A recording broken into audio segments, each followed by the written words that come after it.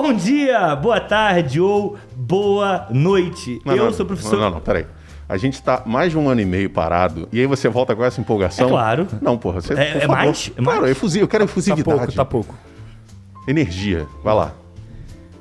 Bom dia, boa tarde. Calma. Não? Agora você gritou no microfone, dá uma afastadinha, porque senão o cara do som vai te matar depois, vai lá.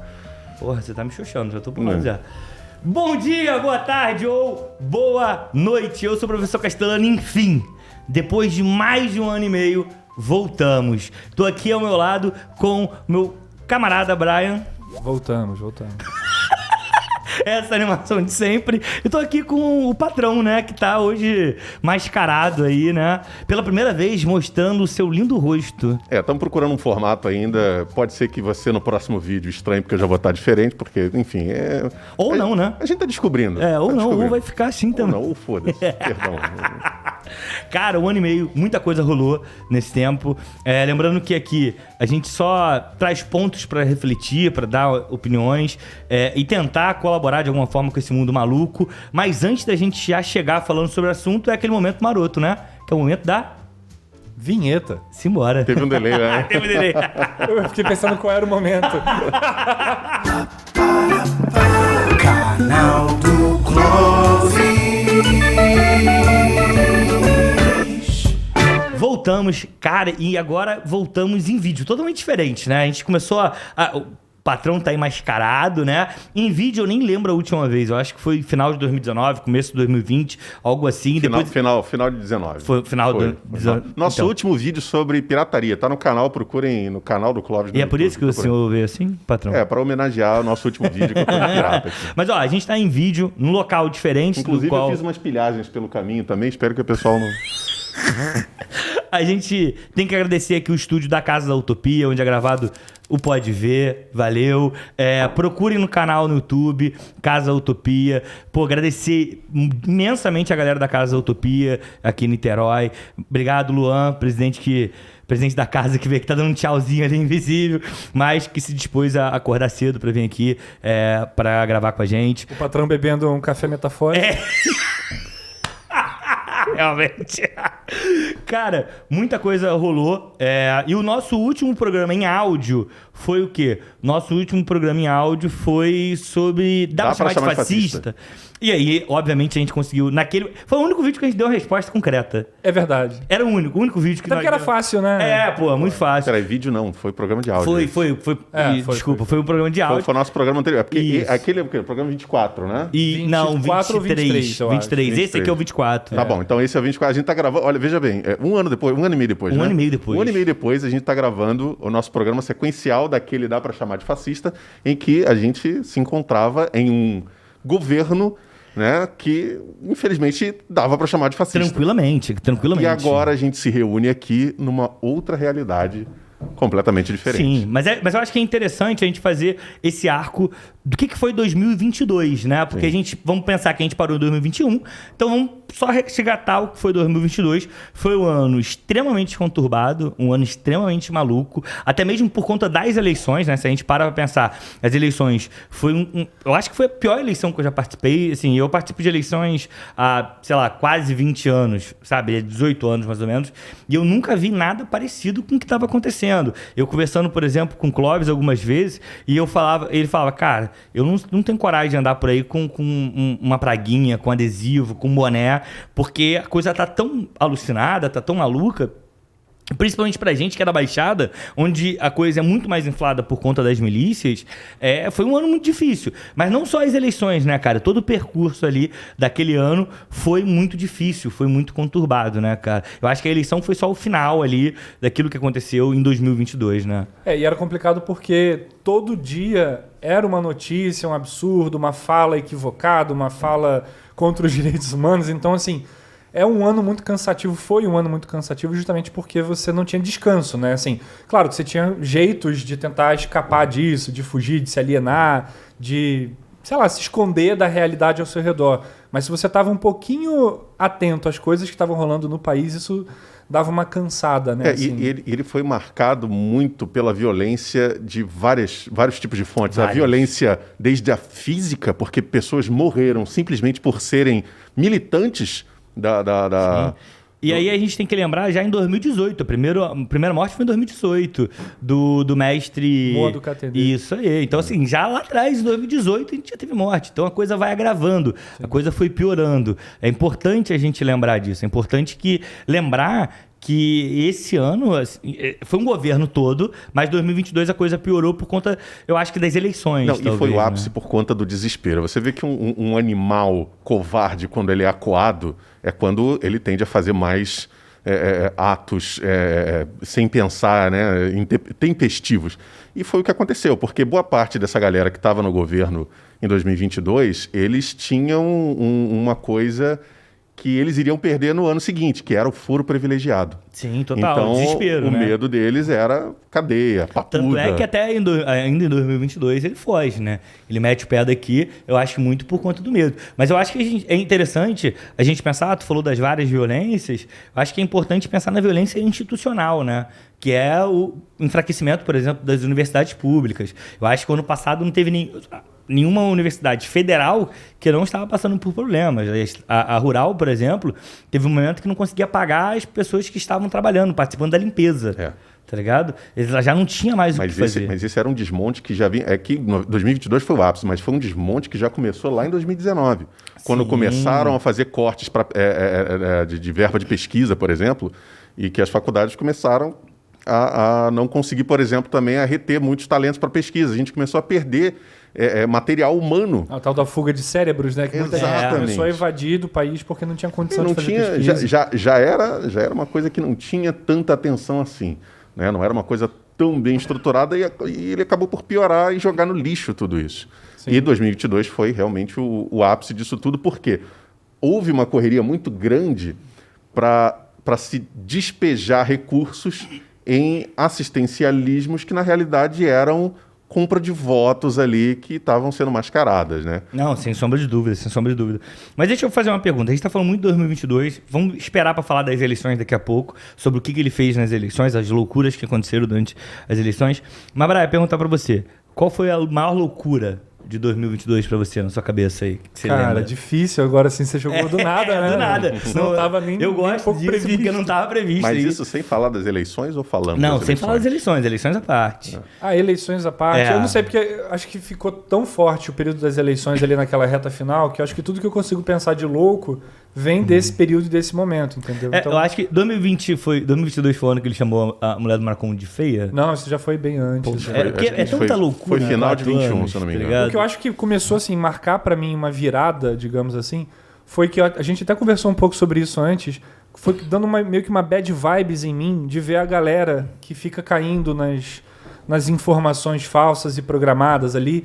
E o Alexandre de Moraes foi preso, aí o pessoal chora, se emociona, deita no asfalto. Mas isso já foi meio que depois das eleições, né? Foi. Mas assim, tô falando 2022, né? Eu não consigo não pensar em nada eleitoral, porque eu acho que ali mudou um pouco também a chave. Radicalmente a chave, né? A chave pra mim, era assim. completamente só eleição, cara. Eu acho ali... que de agosto pra diante, ou talvez um pouco antes, já era só eleição. É porque ali foi onde começou a se iniciar uma espécie de realidade paralela, onde a verdade e a lógica ela não fazia sentido para essa galera. Era outra coisa. Eles tinham um outro mundo, coisas diferentes aconteciam lá, pessoas eram presas ou não dentro daquela realidade. Essas pessoas acreditavam, ninguém conferia fatos. Claro que conferia. Conferia outro grupo de zap. Conferia no Zap GPT. Pegar. Já fica aí programado pra gente fazer um programa sobre inteligência artificial novamente. A gente já tem um no Spotify, é só procurar lá no canal do Clóvis. Está um pouco defasado, mas ainda é legal. Possivelmente, mas ainda vale alguma coisa ali, algum debate. Até porque a gente não fecha nenhum assunto, a gente deixa ali, né, cara? Mas sim, pensando em 2022, cara, eu não consigo pensar numa loucura, porque eu penso...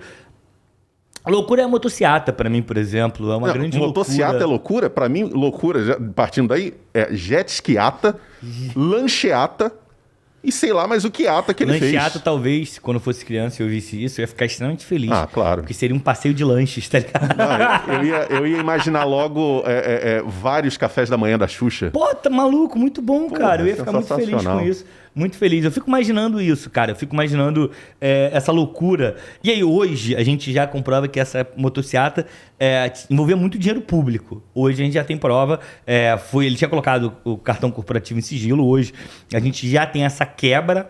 Aos poucos, não tem total ainda. Mas assim, é muito louco. A galera, tipo, eu vim de graça. A gente tá aqui por amor, por acreditar na causa. Querendo, Calma aí, calma aí. Um movimento espontâneo, quando na realidade nunca foi espontâneo. Nunca foi. A própria ideia de ficar falando que é espontâneo já é meio que uma tentativa de mascarar que não era, né? Assim, tem uma coisa até meio psicanalítica, assim, de você falar o contrário do que é, porque você sabe que não é aquilo exatamente, né? Você precisa ser convencido do contrário, né? Você mesmo fica se convencendo daquilo. Não precisa de provas, não precisa de nada. Você só precisa de você. Só precisa dessas informações falsas. E o Clóvis falou, não, porque vai comprovar aquilo onde? Em outro grupo do WhatsApp. Porque essa é a realidade. Porque essa galera é levada a acreditar que os meios de informação hegemônicos, eles não são confiáveis. Então, você não pode acreditar na Globo, você não pode acreditar na CNN, que até um determinado momento era uma aliada do governo. Você não pode acreditar em mais nada. Não, na Jovem Pan você pode acreditar. Até hoje. Começou a cair uma galera, né? Começou a cair porque muda o governo, vira a chave e o que movimenta a maior parte desses grupos de mídia, tanto a CNN, a SBT também é um deles, é o governo que está vigente. Eles vão apoiar o que está lá.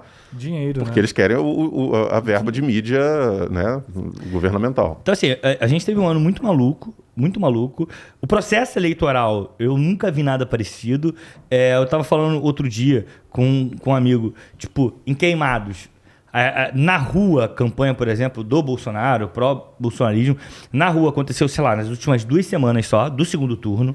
No primeiro turno não apareceram, essa é a realidade.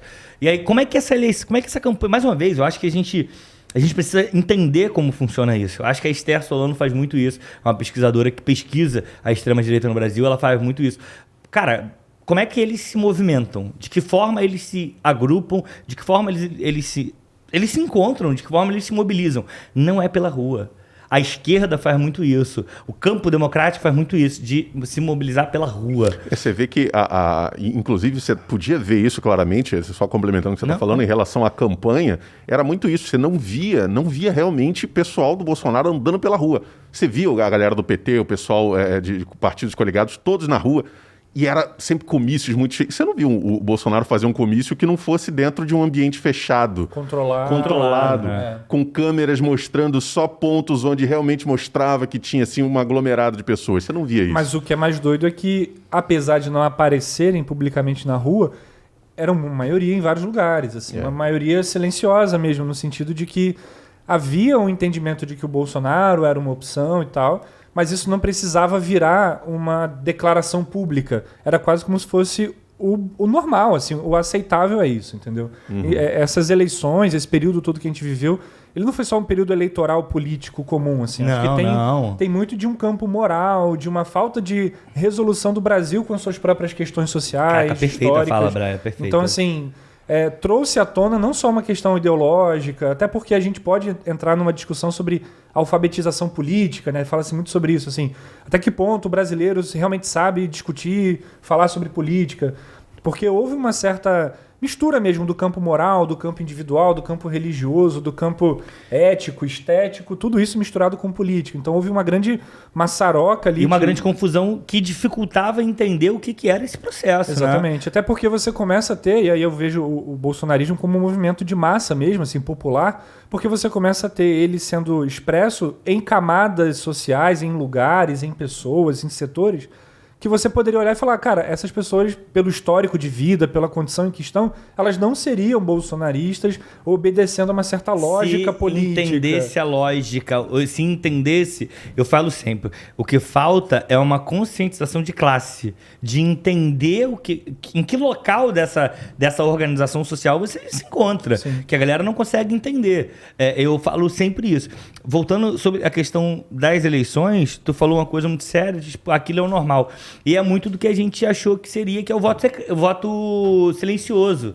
Em algum momento, durante as eleições, eu achei que o Lula, por exemplo, teria mais votos silenciosos que o Bolsonaro. Eu estava extremamente equivocado. Inclusive, foi feita uma pesquisa em relação a isso, que achava-se que o Bolsonaro ia ter muitos votos silenciosos por conta daquela galera que tem vergonha de assumir que vota por todos os problemas que teve durante o governo dele.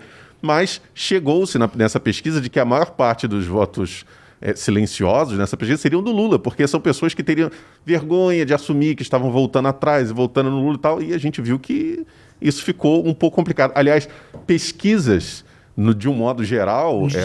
O IBGE tava passando um perrengue. Elas foram afetadas. Cara, isso é foda, porque isso é uma outra loucura que esse governo fez. Por quê? O que acontece... Vamos lá, por que o IBGE é extremamente importante? Primeiro, porque para tu pensar a política pública, tu tem que pensar a quantidade da população. Que tipo de população é aquela que mora naquele território? Só que para além do, por exemplo, o Brian é o prefeito da Brailândia. E aí? E aí? Braiópolis. Braiópolis, eu prefiro Braiópolis. Mas Brailândia fica legal. Brailândia também. Aí... vai lá, o Brian é prefeito daquela cidade. Só que aquela cidade, ela recebe recurso da União com base no número de população. Então, ou seja, se aquela população, por exemplo, vamos lá, a gente tem o último IBGE foi em 2010. A gente tem agora as estimativas, né? Estima-se que aquele local tenha tanto. A Brailândia tinha estimado ali 100 mil habitantes.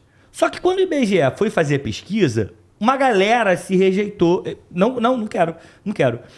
Quando estimava-se 100 mil, ele estava recebendo por 100 mil. Só que quando sai o IBGE, tem 90 mil. Mano, é 10 mil a menos de recurso que vai... Esses 10 mil habitantes não vai ser 10 mil reais. São milhões de dinheiro que o Brian deixa de receber para a Brailândia. Então, o que isso faz? Essa galera não consegue entender que uma simples questão, que é responder... a pesquisa do IBGE gera recurso para a cidade dela. Ou seja, e aí a gente está falando de pesquisa, por exemplo, cara, porque queria fazer uma pesquisa que o senhor aqui do Ibope, safado, bandido, isso e aquilo, blá, blá. Cara, a gente viveu, eu falei, a gente conversou isso no carro da última vez que a gente veio até aqui na casa da Utopia pra gente ver como é que seria o estúdio, onde é gravado, pode ver. Cara, que eu adoro que a gente tá fazendo mega propaganda aqui, né? E aí... Pode ver.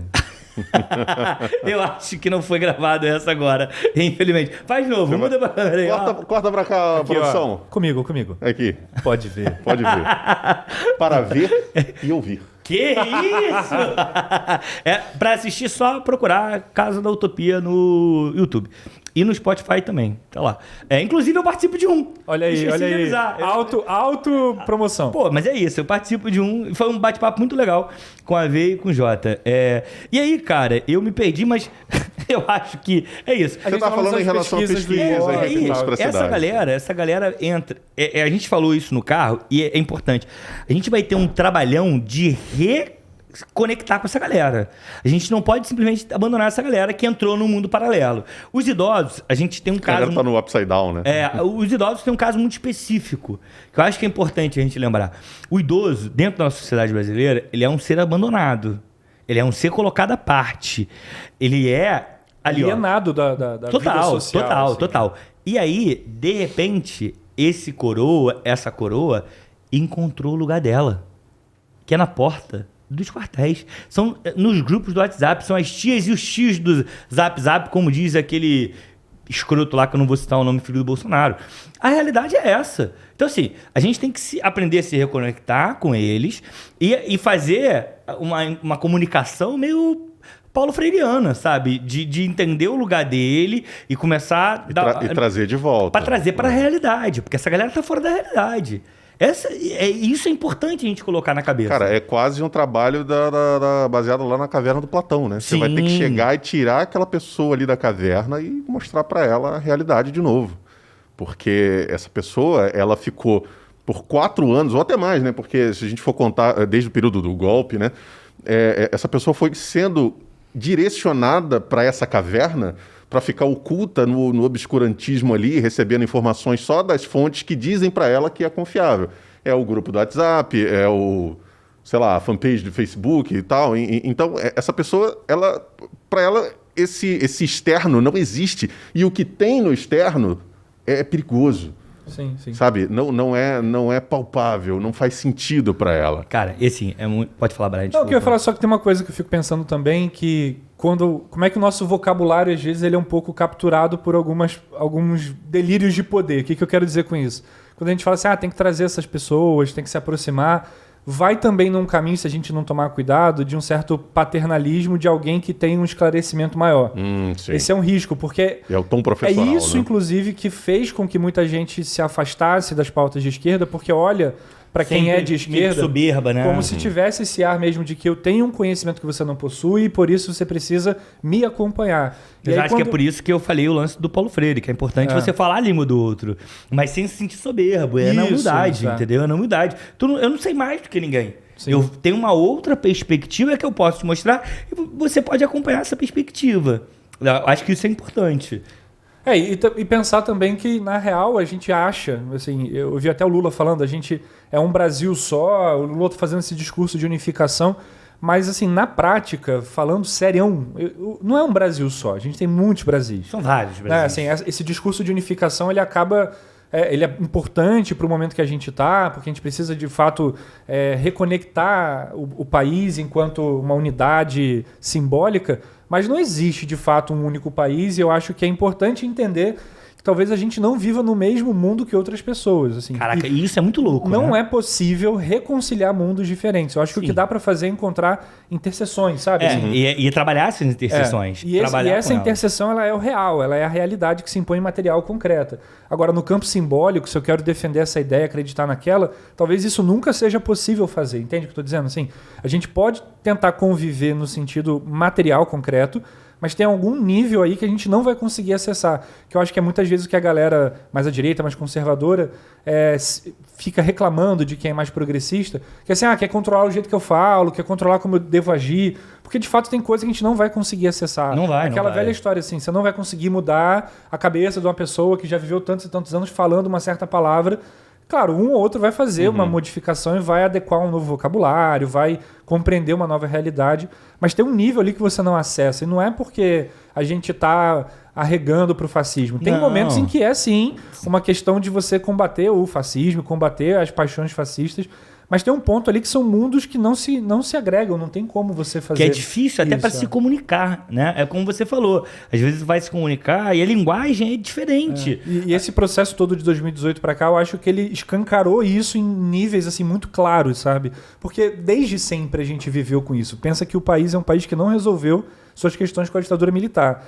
E a gente ficou com isso passando ali por baixo das coisas até agora. E agora isso está muito evidente, assim, essa questão do militarismo, de como os militares tomam poder, de como toda essa linguagem do poder, da violência, do regime opressor, ele está ali circulando a cabeça das pessoas. Mas isso já estava há muito tempo. Quando a gente olha para a década de 90, por exemplo, a gente vê que é a origem dos programas policiais sanguinários, a gente vê que os discursos violentos eram muito fortes. Até pouco tempo eu tinha visto uma entrevista, cara, uma matéria, eu acho que foi até do Intercept, que uma mulher pesquisa e ela fala que por dia, a gente tem em torno de 8 a 9 horas de programas diários sobre sangue. Esses programas sanguinários, de morte. Tipo, tem que matar, bandido bom é bandido morto. E isso tem uma origem na década de 90 já. Então, assim, não é um negócio de agora, sabe? Esse discurso, ele circula o Brasil há muito tempo. Isso nem vem diretamente da TV, porque a gente já tinha no rádio isso. Sim. Até antes, eu acho, dos anos 90. Se eu não me engano, nos anos 80, a gente já tinha aqui no Rio, por exemplo, Patrulhas da Cidade. Pô, total. Que era um programa extremamente sanguinário. Lá no Sul tinha o Alborguete, né? Que era muito famoso. Que é muito famoso. Que ficou envolvido num esquema lá de assassinato, de bagulho louco lá, mas ele tem um envolvimento lá alucinado. Cara, e aí a gente chega nas eleições. As eleições, um tumulto danado, uma loucura. E a gente tem um caso específico que eu queria comentar das eleições, que foi a participação da Polícia Rodoviária Federal. Porra, isso... Sabe? Assim, eu descobri recentemente, eu não sabia disso, eu descobri recentemente que no dia da eleição teve uma blitz em cima da ponte Rio-Niterói. Cara, eu nunca vi isso. O Fábio morou em Niterói há muito tempo, sei lá, eu acho que isso tem 13, 14 anos, e eu não lembro de passar em nenhum momento Por uma blitz por uma blitz na ponte. Sabe? Eu não lembro, os caras fecharam uma parte da ponte para fazer blitz. A gente pega, por exemplo, os ônibus Maranhão, a galera tendo que andar 12 quilômetros. 12 quilômetros. 12 quilômetros, pra gente que é da Baixada, é Queimados, Nova Iguaçu. O cara foi andando pra votar. Então, assim, ele aparelhou, e aí eu falo, né? A gente foi durante muito tempo, a esquerda foi acusado de aparelhar as instituições. Porque aparelhou a Petrobras, aparelhou não sei o quê, a FUNAI, babá. Mas essa galera que aparelhou. Essa galera que colocou, e eu acho que isso é um trabalhão.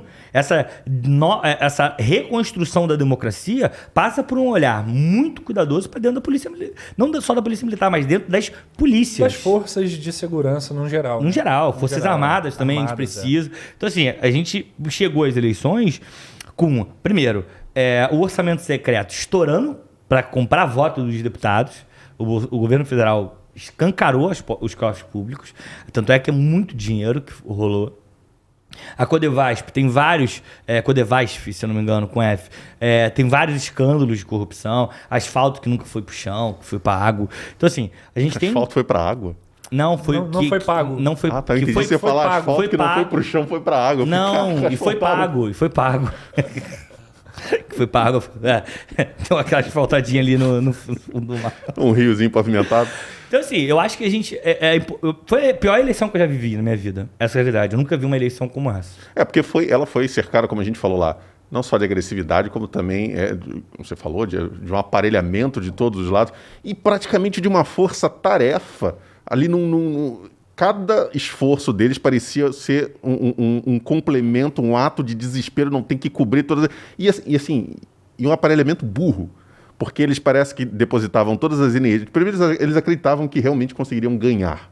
Porque isso estava muito... desde 2018, Bolsonaro ganha, ele já começa a botar em descrédito todo o sistema eleitoral. Então ele já vem trabalhando aquilo ali, provavelmente já na cabeça. Bom, se em algum momento chegar algum risco de eu perder, eu coloco em xeque esse sistema eleitoral. E aí, né, eu vou garantir aqui. Ele acreditava realmente nisso. E foi o que ele fez, né? E fez um monte de gente acreditar. Você viu até um pouco antes das eleições, ele trazendo representantes internacionais para colocar em xeque o sistema eleitoral. E aí, a gente tem que trazer aqui uma informação que é o seguinte: se as nossas instituições estivessem funcionando da forma como deveria, o Bolsonaro nem concorria à eleição. Exato. Essa é a realidade. Na verdade, ele já teria sido preso há muito tempo. Quando ele votou em 2016 pelo impeachment da Dilma, era para ele ter ido preso, saído dali preso. Porque a gente não pode mais... tá na lei, não é aceitável que faça... assim, que levantem, né, como um heroísmo a galera que a tortura. Porque quando ele votou pelo torturador da Dilma, falando sobre o terror da Dilma Rousseff, a grande presidenta... Cara, era para sair preso. E aí ele não concorreria à eleição. Então, as nossas instituições foi fraquejando ao ponto do que a gente chegou hoje. Do que a gente está vivendo agora. Daí, perguntar se é democracia, assim, porque a gente vive um regime democrático, ok, tem eleições, a gente tem diversas instituições que fazem parte de um campo democrático e tudo mais, mas, ao mesmo tempo, a gente vê várias falhas, várias rasuras nisso, né? Então, a gente tem um processo muito arranhado eleitoral. A gente tem um descrédito das instituições generalizadas. A gente tem essa ideia de que falar que o Bolsonaro deveria ter sido preso há muito tempo. Isso vira um debate, ou seja, isso vira uma questão de opinião, de argumentação, quando na real é uma questão uma lei. De legislação. Né? Ou seja, você tem um acordo feito que é a Constituição, você tem um sistema de justiça, você tem um regimento, e isso vira uma questão de debate, ou seja, coisas que são cláusulas, né, assim, que são condições do funcionamento da sociedade, se torna uma questão de debate. Aí por isso que você tem caras hoje em dia falando publicamente assim, porque a escravidão dá para relativizar, vender os próprios órgãos, dá para relativizar. Ou seja, você começa a colocar em xeque coisas muito básicas de um funcionamento social, e aí aquilo que era democrático, ou seja, todo mundo deve ter direito a falar, poder se posicionar, na real começa a se falar sobre coisas que não é que você não deveria questionar, mas é que na real você atrita com todo o funcionamento da sociedade. Vou dizer uma palavra que vai definir isso perfeitamente. Sabe qual é? Mas é minha opinião. Sim. Puta que Sim. Mano, o que eu odeio é minha opinião, porque eu falo, mano, isso não é opinião. Isso não é opinião. Se você tá... Aquele cara lá do Flow, que agora tá pedindo emprego na internet aí porque tá desempregado. Ex-Flow, né? Monark, ex-Flow. Bike. Cara, assim, ele é o ápice disso. E ele influenciou uma geração do ensino médio. A gente que é professor, a gente lida muito diretamente com isso. Influenciou muito uma galera, dizendo, não, isso é minha opinião, pô. Isso é minha opinião, é minha forma de pensar. Você vai mudar minha forma de pensar? Eu falei, discordo. A sua forma, se a sua forma de pensar for crime, eu vou ter que falar que tá ilegal. Não é pra... Isso não é opinião. Esse cara aí, inclusive, ele chegou a um nível desse, a minha opinião, ao ponto de fazer o Arthur Duval, Mamãe Falei, parecer ser um cara coerente, esse episódio é muito bom, porque foi no dia que o canal dele do YouTube caiu no Brasil. Vale lembrar, só para posicionar a galera aqui, é que o Monark, desde que ele saiu do Flow, ele vem atentando, ele vem forçando o limite do aceitável e indo, evoluindo. E isso não é... Tem uma galera que fala, porque ele é burro, Eu tenho para mim... Ele é burro, sim, em certos aspectos. Mas ele faz isso consciente. Sim, ele sabe que está fazendo isso. Ele já falou em episódios do Flow que ele já leu as estratégias do Steve Bannon, que ele fala sobre a técnica do Trump para poder ficar aparecendo sempre nos trends e tudo mais. E ele sabe, ele é consciente do que ele está fazendo. Essa galera, eu tenho vários problemas com essa galera, mas essa galera não é burra. Não. Essa galera sabe, muitos deles sabem. Tem uma galera burra ali, sim, óbvio. Sim. Mas sim, eles sabem o que estão fazendo. Eles sabem o quanto eles ganham fazendo aquilo que eles estão fazendo. Eles sabem o parafuso que eles estão apertando para fazer o que eles querem. E aí, qual é o grande lance dele? Ele fica atentando e ele usa uma tática parecida com a que o Nando Moura usou para se crescer no início dele. O Nando Moura agora que é mal visto pela galera, né? Porque ele foi tentar apoiar o Moro, né? E o Moro é o outro cara que derreteu. Enfim. Virou senador, mas derreteu. Foi assim por um triz. E aí o Monark ele começa a querer atacar e provocar quem está no foco, no holofote. E as últimas dele, e foi o que aconteceu nessa época aí que teve esse papo com o Arthur Duval, é que ele estava ele estava vendo o Alexandre de Moraes travando uma galera, mandando derrubar a rede social e prendendo um, prendendo o outro. Ele estava louco para acontecer alguma coisa com ele. Uhum. Ele chegou ao ponto de desafiar, eu desafio o Alexandre de Moraes para um debate. Ele estava maluco para acontecer alguma coisa. Tem uma senhora também que desafiou ele. Tá presa. E aí, agora, vamos entrar nisso, eu acho que é importante. A gente falou sobre a eleição, falou sobre essa loucura toda, sobre essa é minha opinião. Cara, tá aí um bom episódio pra gente. É minha opinião. Já falei que a gente tem que fazer um programa sobre isso, falar sobre o bicicleta. É muito bom, é importante. Porque assim como ele, assim como ele, tem uns outros maluquinhos também. Tipo Paulo Cogos, né? Que é um rapaz. Não, mas esse aí é Dodói. Mas ele rende. Agora sim, acabou a eleição. Com todo o aparato que essa galera teve, com todo o dinheiro que eles colocaram na mesa, com toda a Polícia Rodoviária Federal fechando as estradas para que as pessoas não fossem votar, eles perderam a eleição.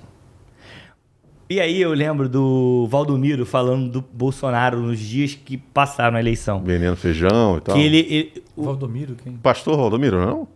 Não, Valdemar Costa Neto. Foi mal. Pensei que fosse aquele cara que tá vendendo feijão pra curar Covid. O Valdemar, cara, ele contando que foi encontrar com o Bolsonaro triste, chorando, abatido. Ele ficou 3 dias sem comer direito. Sim. Só eu imagino pão, que ele tenha sofrido genuinamente. Sim, claro. Ele tinha uma autoestima muito grande, assim, de que ele ia ganhar, de que tava tudo dado. Pô, vou te falar uma coisa. Eu vou dizer uma coisa que o Diogo, que tá operando o nosso vídeo ali, se alguma coisa estiver dando de errado, vocês culpem ele.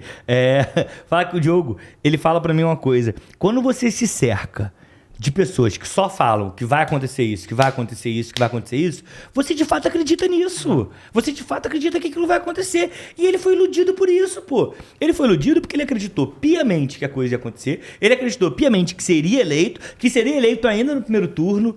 E não foi assim. Óbvio que essa eleição foi uma eleição extremamente apertada. Foi uma eleição assim, braba.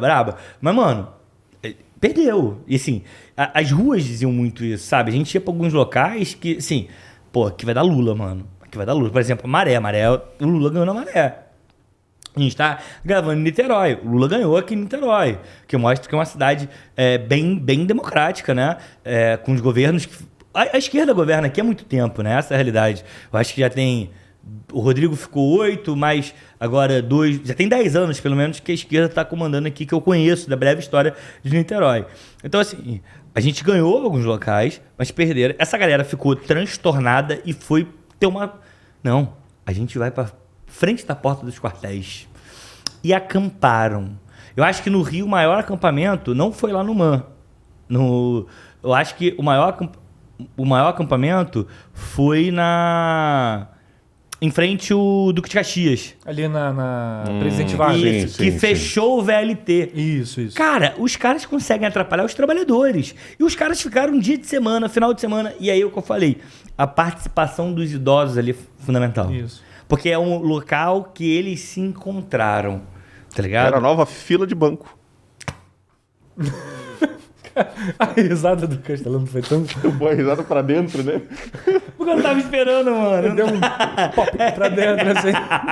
Eu não tava esperando na fila do banco. Me fudeu. Mas é porque virou um novo espaço de sociabilidade realmente para essas pessoas. Porque eles não ficavam 24 horas por dia falando em golpe, com certeza. Não. Falava de família, mostrava foto de filho, tinha aula de não sei o quê, tinha massagem, tinha... Então, assim, virou de fato... Churrasco. Vale lembrar que era um acampamento de atividades, era quase um camping mesmo social ali, né? Sim. Então, como o Castelano falou, tinha de tudo. Carne de primeira qualidade, muitas vezes. Eles eram muito bem divididos. Tinha uma pessoa que cozinhava, tinha pessoa que fazia, tinha coisas sendo vendidas. Tinha banheiro químico. Tinha tudo. Cara, banheiro químico, cara, foi um gasto de dinheiro ali. E eu acho que o STF está fazendo um trabalho agora de tentar saber de onde vem esses dinheiros. Porque, assim, é um trabalho firme que a galera... Um dinheiro firme que a galera gastou ali. Banheiro químico, comida, remédio. Tinha remédio pra caralho, mano, lá. Entendeu? Então, assim... essa galera entrou nessa noia, e aí eu lembro dos vídeos do tipo, Alexandre de Moraes foi preso, a galera... A galera comemorando. Ninguém pega um telefone pra... será? Vamos ver aqui. Mas, amigo, chegou pelo WhatsApp. Então... Chegou pelo Telegram. Chegou pela canal realidade do paralela. Presidente, de repente, a gente não sabe. Então, assim... A galera tava orando pra pneu, bicho. Só tava orando pra O pneu. bagulho da luzinha pros alienígenas. O bagulho da luzinha foi o que mais me pegou. Os caras com a luz na... isso aí. Isso me pegou muito.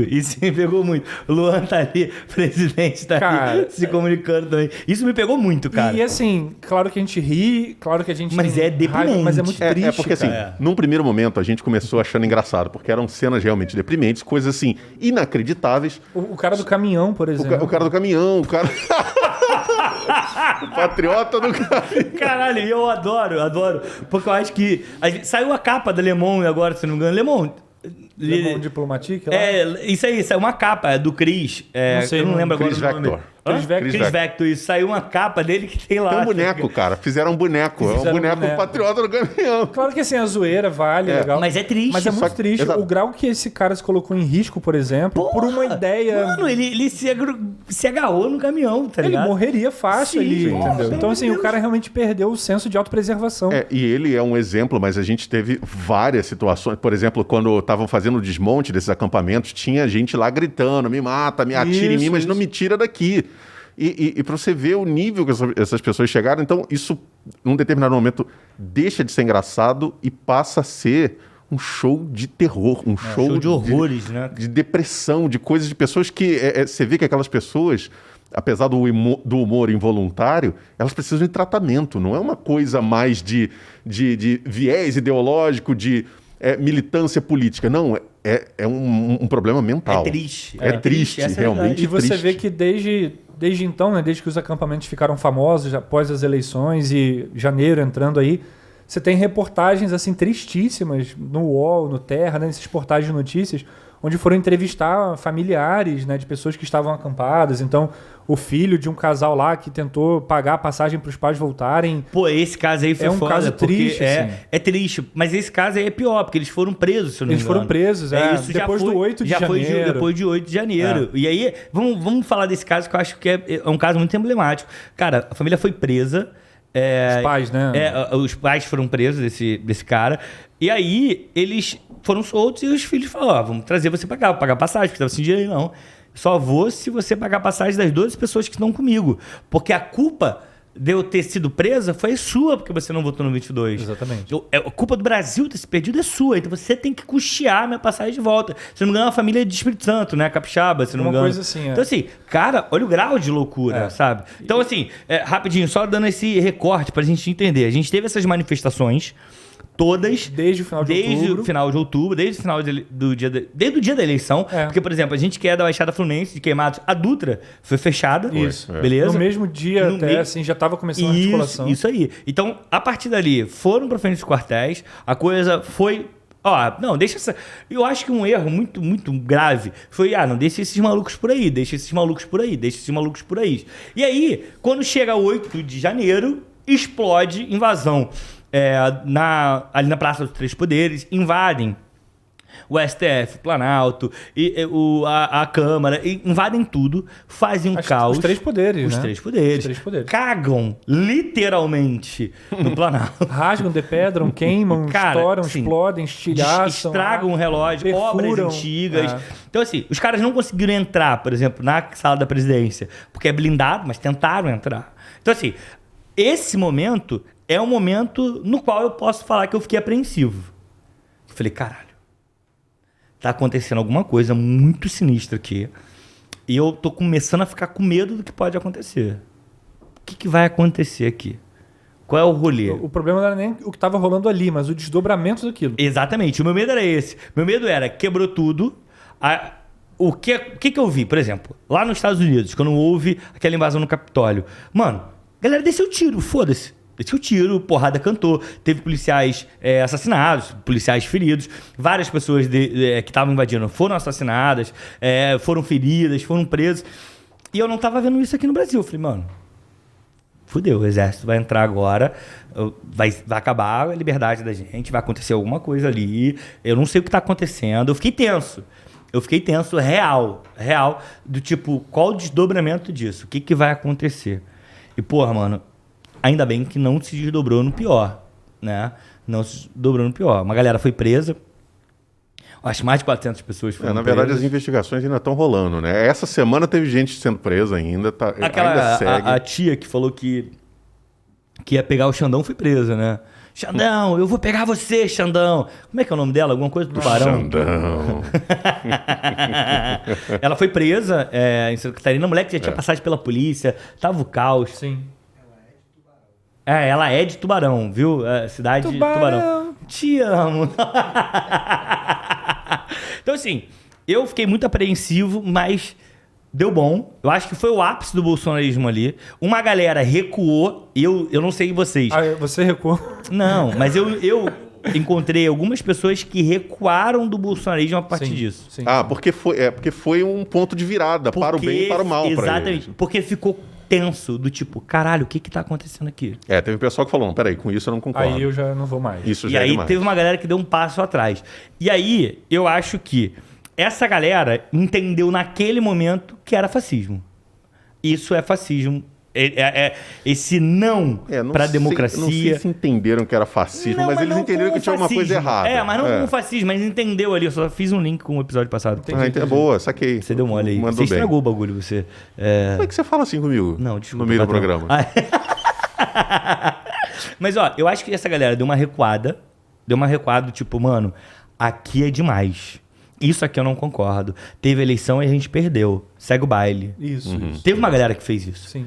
Mas teve outras que... Mano, Que tem na verdade gente... intensificaram ainda mais. Mas eu acho que é uma minoria. Teve gente que saiu, que conseguiu ser liberta da invasão de 8 de janeiro e já saiu falando no próximo ato. No próximo ato, é Isso aí. Então tem pessoas que, foi o que você falou, alguns conseguiram sair e os que não saíram, eles se afundaram ainda mais nisso. E sabe-se pra lá, cara... Foi mal, porque tava muito frio, foi mal. Café esfriou do nível sinistro. Eu não sei se a câmera tava em mim ou no Castelão. Não, tá com você. Pra quem não viu, pra quem tá só no áudio, o Castelão fez uma cara aqui de quem Irmão, tomou um café frio. O café tava horrível aqui, tá frio, esfriou. E aí, essa galera que não saiu, eles se afundaram ainda mais e é preocupante o que vem depois. A única coisa que a gente, pelo menos, pode comemorar até então é que eles continuam retraindo, pelo menos publicamente, né? A gente vê cada vez menos barulho vindo dessa galera, né? Porque a grande preocupação, num primeiro momento, era o barulho que eles faziam online. Depois esse barulho passou a ser transferido para as ruas. E agora, com a retirada dos acampamentos depois dos eventos de 8 de janeiro, a gente está vendo uma redução disso também nas redes sociais. Né? Vamos ver como é que vai ficar agora. A questão é que reduz, mas não se sabe se está murchando totalmente. Exatamente. Porque existe um subterrâneo ali de comunicação que a gente não tem acesso ainda. E que é esse o lance que é preocupante. Porque, na real, a galera que está lá mostrando a cara na câmera e sendo preso, em alguns casos ali, são pessoas assim que estão indo de bucha, cara. Em alguns não, na grande maioria. A gente tem que ver, assim, é isso que acho que o Ministério da Justiça vai ter que fazer a investigação para chegar em quem financia. Porque a questão é o dinheiro, e não só o dinheiro, mas a mentoria intelectual desse negócio todo. Porque, como a gente está vendo, e a gente está falando sobre esse adoecimento da população que está presa a essas ideias, essa galera ela está num efeito cascata. Elas estão recebendo coisas que estão sendo programadas para ser assim. E aí tem que ver quem é que está fazendo isso, quem é que está articulando isso. E ainda é um pessoal que está muito ferido, né? Essa ferida está muito recente. Uma ferida pessoal até. Né? Sim, é isso. Ali porque, de uma dor porque mesmo. assim, aquelas pessoas que estavam lá estejam fazendo as coisas erradas que estavam, elas acreditam realmente no que estão fazendo. Exatamente. Ainda que seja errado, elas podem até não ter noção disso, mas elas acreditam com a vida delas que aquilo ali é o que elas precisam fazer para salvar o Brasil. É isso. Né? E quando você vê pessoas realmente apaixonadas e com essa força toda no que estão fazendo, elas se tornam perigosas. Sim. Concordo muito. E eu acho que assim, o ato do 8 de janeiro é bom para a gente entender que não vai ter golpe. Eu descarto isso. O governo talvez não estivesse talvez não, de fato não estava naquele momento preparado, esperando por isso, né? Até por conta de alguns elementos, alguns atores que a gente tem dentro da polícia ali que acabaram fazendo com que isso acontecesse por uma falta de policiamento, né? Enfim. Negligência. Total. Foi até então, organizado. Porque houveram alguns que começaram a colocar a responsabilidade, por exemplo, no Flávio Dino, que foi o ministro da Justiça nomeado pelo Lula. Jogar a justiça. Só que culpa em qualquer um. O cara estava ali há 8 dias, né? E nem, ali não era nenhuma coisa que tinha a ver diretamente com... A Polícia Militar do DF, ela liberou o espaço, ela recolheu, tem imagens disso já. Vale lembrar que quem estava com essa responsabilidade ali estava em Miami e é o ex-ministro da Justiça do governo Bolsonaro. Isso. Exatamente. Então assim, eu acho, mas isso, mais uma vez, isso prova que não vai ter golpe. Eu acho que isso é descartado, porque as instituições hoje começaram a funcionar. Voltaram a funcionar, talvez podemos dizer isso. Acho que as instituições começaram a voltar, tipo, vamos funcionar aqui, vamos fazer isso, vamos fazer aquilo. O governo Lula é um governo de conciliação, como sempre foi, essa é a realidade, mas é uma conciliação onde a gente nunca teve um risco à democracia. Todo mundo viu. Eu falo isso, o PSDB e o PT foram divergentes há quanto tempo? Sim. Sabe? E não tinha essa violência. Não Você tinha, claro, fervorosidade até nas palavras, enfim, mas nunca nesse nível de agressão, de violência que a gente teve nas eleições de 2022. Então, nunca chegou nesse ponto. Então, assim, eu acho que é importante a gente entender que não vai ter golpe muito porque a gente respeita as instituições. Hoje está sendo criado isso. Eu vejo, por exemplo, o Flávio Dino viu uma entrevista recente dele, que ele falou de realizar projetos para levar para as escolas para falar sobre as instituições, sobre a importância das instituições, sobre como elas funcionam, qual é a importância, por exemplo, de um TRE, qual é a importância de um STE, sabe? Eu acho que isso... Eu acho que o Flávio Dino foi uma das escolhas mais acertadas desse governo. Eu sou muito fã do como Flávio ministro Dino. da Justiça. Também, já gostava dele antes, aí, acho que foi uma excelente escolha. Eu concordo muito. Aí, deixa eu fazer uma pergunta para vocês dois aqui. Uma pergunta para a gente se encaminhar para o fim. Dá para chamar o que a gente vive agora de democracia? Caraca, essa aqui é braba, tá? Porra, né? Porque isso é difícil. Porque aí eu lembro de uma democracia meio burguesa, né? Que não é uma democracia. Vamos reformular. Para não entrar numa sinuca, porque a gente vai entrar num buraco aí num Grand Canyon. Mas perspectivas daqui para frente são melhores? Eu vejo de um modo positivo. Eu acho que a gente ainda tem um caminho longo pela frente Porque você perguntou, e voltando na pergunta original, se dá para chamar de democracia, eu acho que dá para chamar de democracia, mas é a democracia que ela apanhou.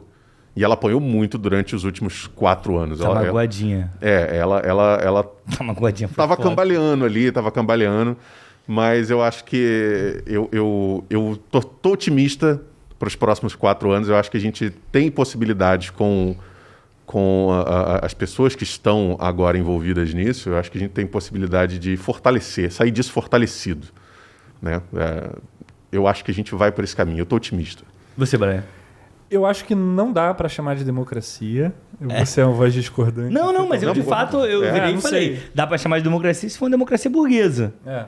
Que é um tipo de democracia que não envolve todo mundo. É uma democracia fake. Entendeu? Mas não é fascista. Então, o que eu penso assim, que não dá, porque o que se vê conceitualmente como democracia, eu acho que é essa que é a questão, a gente está muito longe e não tem a ver com os últimos 4 anos, tem a ver com o histórico do país, de uma série de questões estruturais que ainda não foram resolvidas. E aí pode atribuir isso a qualquer governo anterior também, porque é uma questão muito profunda, muito arraigada. Então vamos pensar, por exemplo, que quando o Lula foi presidente, nas 2 vezes em que ele foi presidente, debates que hoje nós temos muito fundamentais não existiam assim com a mesma força. Questões assim, raciais, de gênero, várias questões que hoje são quentes na discussão do país não eram naquele momento com a mesma força que tem hoje. Então, assim, a gente está sempre abrindo os olhos para uma nova desigualdade estrutural, para um novo problema que é, na verdade, antigo, mas nunca foi tão percebido. Então, eu acho que democracia não porque está errado ou que a gente vai piorar, não é um diagnóstico pessimista, mas é porque para chegar a uma democracia tem muitos passos para dar ainda e a gente, na real, deu alguns passos para trás, né, no fim das contas. A gente tinha dado alguns passos para frente e retrocedemos. Sim. Esse governo Bolsonaro, em 4 anos, ele, sei lá, é um governo 20 de anos. retrocessos de um modo geral, né? Tem um filme chamado... Não, mas não dá dica desse filme não, hein? Não indica não, é o momento que é o Messiano. Não, mas eu vou indicar, eu vou fazer uma indicação. É um filme chamado Fim dos Tempos. Ele é dirigido pelo M. Night Shyamalan, aquele do Sexto Sentido, sim. Sinais, Muito bom, um ótimo diretor. Não, ele é péssimo. Eu gosto. Não, ele é ruim. Ele é instável. Eu gosto mais do que desgosto. Não, ele é ruim. E eu já expliquei a vocês por que ele é ruim. Ele acertou algumas vezes, mas ele errou a maioria. Então ele é ruim. Às vezes que ele acertou foi porque ele errou. Então, na realidade, ele é péssimo. A ruindade é o padrão. Exato. Quando ele acertou foi porque ele errou ali no que ele estava fazendo. Eu vou falar de um filme ruim dele. Eu não gosto desse filme, mas esse filme chamado Fim dos Tempos, ele tem... Opa, Foi mal. calma. Ele tem uma questão interessante, porque na história do filme tem alguma coisa que está se espalhando no ar e isso está contaminando as pessoas. Cometeu suicídio. E as pessoas começam a cometer... Eu gosto desse filme, apesar de ser ruim. Eu não gosto É desse aquele filme com o Will Smith? Não, esse filme é com o Mark Wahlberg. Eu gosto eu não vi dele. esse. É ruim, mas eu gosto. E as pessoas acabam cometendo suicídio porque alguma toxina que está no ar, não se Sim. sabe qual é, ela provoca uma certa inibição da autopreservação das pessoas, então elas começam a se matar. Sim. Então é uma ameaça não de mim contra o outro, né? Não é que eu vou matar o outro, igual um zumbi e tal. É de mim contra mim mesmo, assim.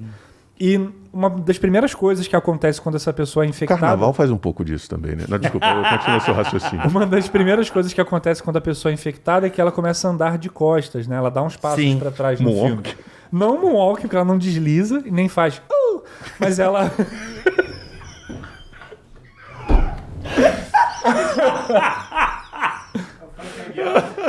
eu não consegui um agudo do Michael. Eu não consegui um agudo do Michael. Cara. Eu tava falando sério, cara, eu juro. Eu pensei que tava Eu tava construindo um raciocínio.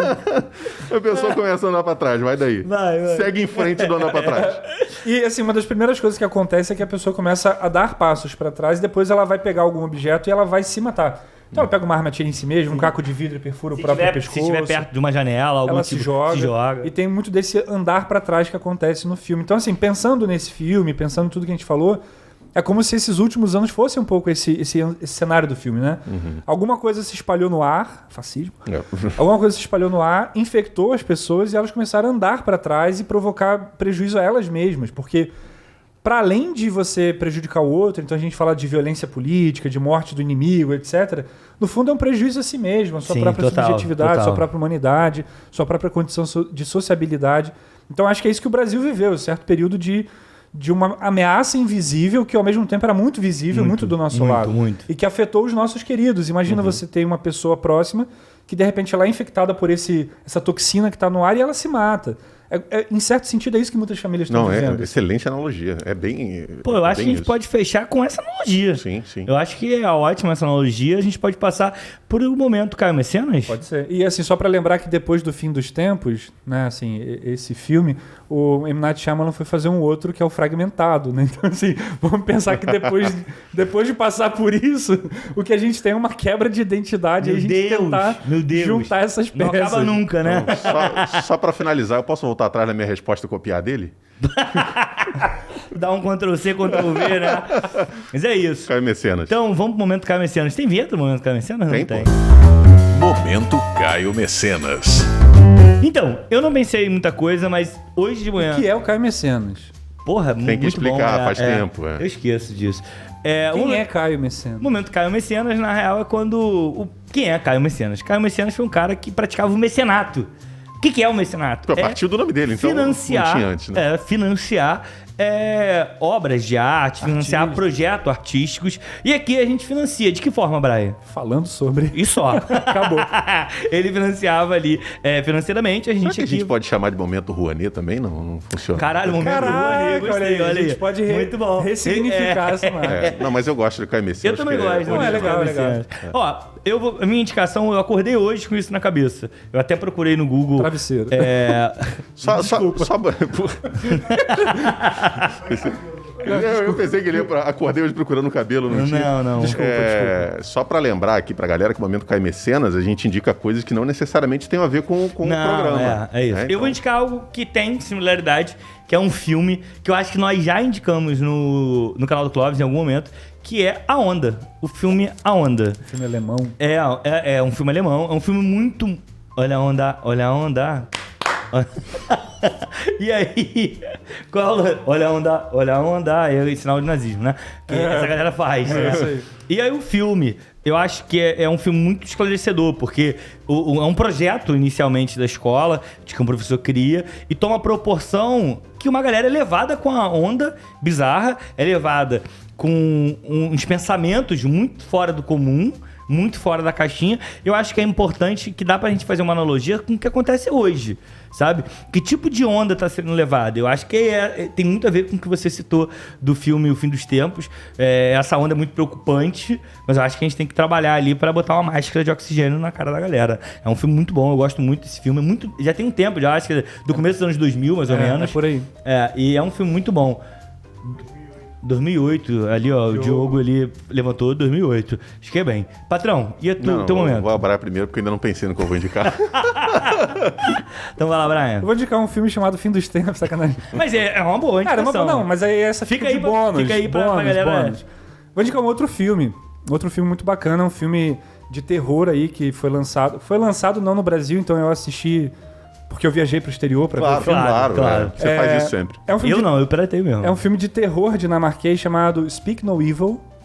E é um filme, assim, que pra mim... Tem legenda? Tem legenda, tem legenda. Importante. É um filme Como assim, você não fala dinamarquês? E se diz professor.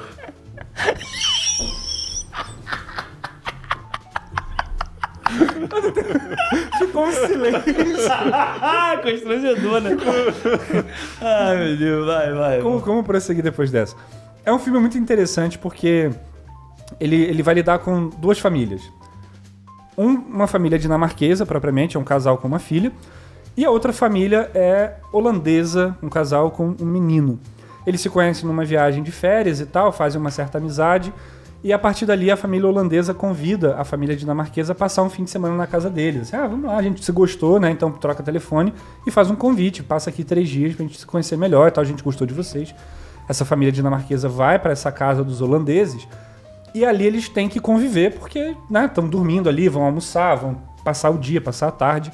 Só que a família holandesa ela tem um jeito de se comunicar, de organizar a vida dentro de casa, o vocabulário, o jeito como lida com as regras de convivência muito específicos, muito diferentes, muito estranhos para a família dinamarquesa.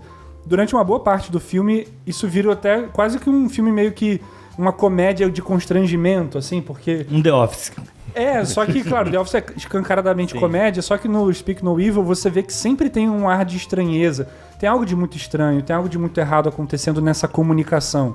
E depois o filme vai crescer num nível absurdo. É um filme que eu terminei, assim, mal por ter assistido, porque é um filme que lida com uma crueldade humana muito, assim, escancarada. Eu não vou, obviamente, falar sobre isso aqui pra vocês, mas é muito interessante porque a família holandesa ela tem esses hábitos meio excêntricos, vamos colocar assim, e a família dinamarquesa nota isso desde o início. Mas sabe aquela coisa assim, é o jeito deles, a gente aqui tá na casa deles, Entendi. a gente não sabe se é assim que os holandeses são, eles veem que tem algo de estranho, aquilo mexe com certos valores que os dinamarqueses estão ali, eles sentem que estão sendo violados em algumas questões primordiais. Por exemplo, desde o início você sabe que a mulher dinamarquesa ela é vegetariana. E aí o primeiro prato que é preparado é um prato com carne. E oferecem a ela e falam, você não vai fazer desfeita, né? E a mulher tem que comer carne, tipo, pra não fazer desfeita porque ela tá na casa das pessoas. Pesado. Isso é um detalhe, assim. Só que sabe aquela coisa que você vai deixando o outro se expressar porque você não quer ser uma pessoa E aí quando vê, tu já perdeu tudo, né? Quando Tudo você perdeu tudo e aquele espaço clássico, aquele paradoxo da tolerância, né? Assim, Sim. você foi permitindo que coisas acontecessem com você. Por conta da tolerância e acabou vivendo no mundo. E acabou caindo numa intolerante. situação onde o outro não foi tolerante com você. Então, assim, é um filme que eu acho que ele é um filme de terror, né? Bem dinamarquês mesmo, que sabe que os nórdicos, eles são bem assim, é mundo cão. É uma loucura. É uma merda. Sim. Mas tem um que ali que, pra mim, assim, eu vejo esse filme e falo assim, é assim que funciona o fascismo. É aos poucos, assim. É um hábito diferente. Sim, muito é um bom. jeito de falar diferente, é uma linguagem diferente que você fala, cara, tá, eu sou democrático, eu vou permitir, né, outro se E expressar. aí, quando você vê, você já perdeu tudo. Muito louco. Muito bom, muito bom, muito bom. E Bom, você, eu vou indicar um filme, já que foi nessa linha de estranheza, eu vou indicar um filme que também ele tem uma estrutura muito esquisita, que é o filme chamado O Menu. Ele estreou há pouco no Star Plus. Eu tô pra ver esse filme, cara. O filme é excelente, é um filme de suspense com toques de terror. Em alguns lugares eles classificam até como comédia, eu não sei onde viram coisas engraçadas nesse filme. Mas é um filme que é difícil até de explicar uma sinopse dele sem dar algum tipo de spoiler, porque, cara, ele... Tem um menu no filme? Tem um menu no filme. Tem um menu no filme. É importante, Tem um menu. né? Porque o filme se trata... Ele é uma crítica social a todo esse mundo gourmetizado. Pelo ponto de vista ali, ele coloca ali como uma figura de linguagem o ramo da gastronomia, mas você pode pegar da alta gastronomia, né? E você pode pegar aquilo ali e aplicar essa metáfora como qualquer outra coisa, qualquer outro ponto da sociedade de forma narrativa. E é bem resumidamente, é uma galera muito, muito seleta, muito exclusiva que está indo para uma degustação de um menu criado por um chefe renomadíssimo que ele vai para uma ilha, eles vão para essa ilha desse chefe, e ele preparou ali um menu que vai passar por todo um cardápio, tem toda uma história ali, enfim, só que, cara, coisas muito esquisitas acontecem dentro disso e você vê ali cada pessoa... Cara, é um filme que ele se passa todo dentro de um ambiente. Cara, é meio claustrofóbico. É muito claustrofóbico e é um grupo muito pequeno de pessoas, então você consegue ver cada grupo representando ali um estereótipo de alta sociedade, assim, mas tem uma pessoa que tá ali completamente à parte, que é com quem você faz a relação. O nosso que narrador. É a pessoa que vê tudo de um modo... Cara, porra estranha é essa? Estamos servindo aqui um prato de diz que é extremamente caro, mas vem 5 gotinhas de um negócio aqui que... Isso é bem realista. Sabe? Isso existe muito. Eu acho uma faz isso. sacanagem isso. Só que isso vai indo pra um caminho, que aí eu não posso contar, porque senão é spoiler, que tu... Caralho, pra onde essa porra vai escalar? E é um negócio muito absurdo e tudo parte dessa crítica... né, de onde você, até onde você vai pelo exclusivo, pelo requinte, Caraca, pelo, sabe? interessante. É muito interessante, é um filme muito legal. Eu fiquei Tem no Star Plus, Filme muito bom, recomendo. O Menu. É um Masterchef com Round 6, assim. É bem isso. Ótimo. É bem isso. Um Masterchef com Round 6 e Jogos Mortais. Ó, Beleza. chegamos ao final. Antes eu queria dar um recadinho aqui maroto pra você. Pra curtir esse vídeo, compartilhar esse vídeo com os amigos, procurar a gente na rede social. Eu não sei qual é a nossa rede social. Canal do Clóvis Oficial. eu acho. Canal do Clóvis Eu Oficial no Instagram e no Twitter também, né? Vai ter link. Vai ter link aí. Curte, compartilha, se inscreve no canal. Acho que é importante se inscrever no canal, beleza? Canal da Utopia. E, dá essa moral pro canal da Utopia. Ó, só procurar aí canal da Utopia. Tem vários programas lá. Pode ver essas semanalmente na quinta. É quinta? Semanalmente na quinta-feira, com convidados maneiros. E a gente tá aqui até o próximo episódio. É isso. Bom estar de volta. Muito bom tá de volta, né, cara? Espero que tenha sido bom pra vocês também. Valeu? É nóis. Peraí, tchau. ter sido bom pra vocês também, é um negócio meio pornográfico. Meio gostosinho, né? É bom. É legal. É bom. isso. Valeu, tchau. Tchau. Valeu, até a próxima.